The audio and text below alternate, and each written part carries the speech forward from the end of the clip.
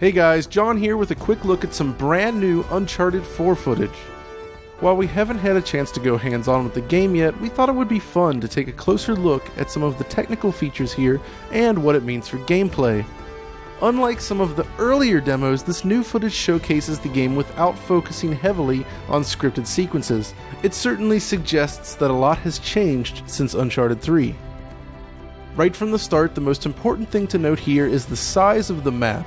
Uncharted 4 puts you in control of an actual vehicle, a Jeep in this case, and allows you to move freely across its world, at least in this section. It looks quite lovely too, with terrain that actually resembles a next-generation take on MotorStorm. Notice how mud textures are applied to the Jeep as it becomes dirtier, and then how it washes off in a creek later on.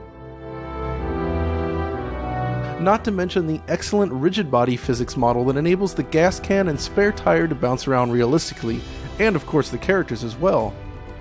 What makes this Jeep a key element here is the newfound freedom it enables. Based on this demo, it feels as if Naughty Dog has adopted the linear sandbox design we've seen in games such as the original Crysis, Deus Ex, or the Ground Zeroes portion of Metal Gear Solid 5.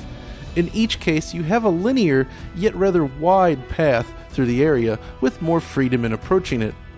As you come upon this first outpost, for instance, it would seem that the player is given a choice in how to proceed. You can sneak through and take out enemies quietly, approach them head-on, or anything in between. We've seen stuff like this before in The Last of Us, but the size and scale in Uncharted 4 is larger, and the AI seems more interesting to engage.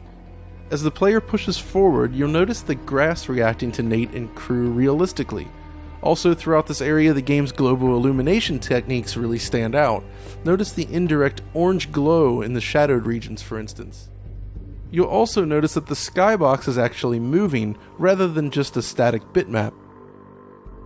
Okay, as Nate climbs up here, you'll note that the guard saw him, but was eliminated quickly enough so as not to alert the other guards. This was an issue in some of the older Uncharted titles, as everyone would become alerted immediately when you were spotted. Also, just like Crysis or Far Cry, you can tag enemies, a feature you'd only expect to see if more open combat environments such as this were used regularly throughout the game.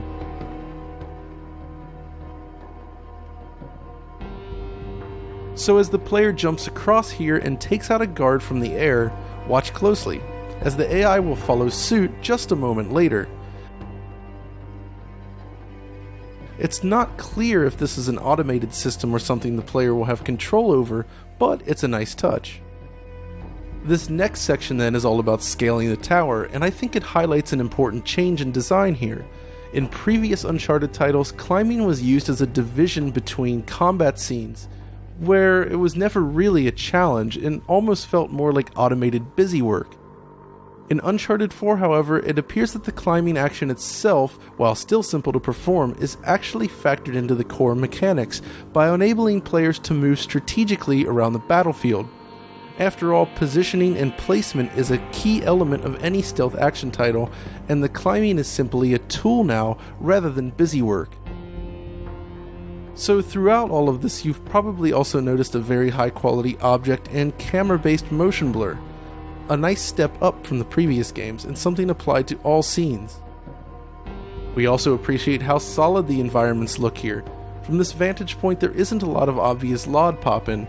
Sure, if you look at this earlier point on the bridge here, you can actually see some in the distance on this ridge, but overall, the world feels very solid.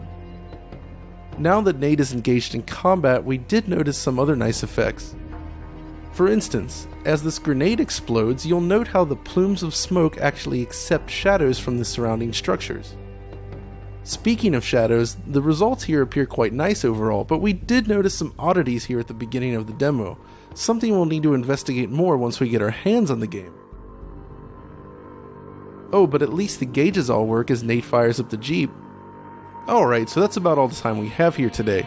For those wondering, we were interested in analyzing the frame rate of this demo, which appears to be a pretty stable 30 frames per second really, but we only had access to the single, rather compressed file, which just doesn't cut it when it comes to analyzing frame rates accurately. Anyways, if you enjoyed this video, be sure to like and subscribe, and until next time, this is John signing off.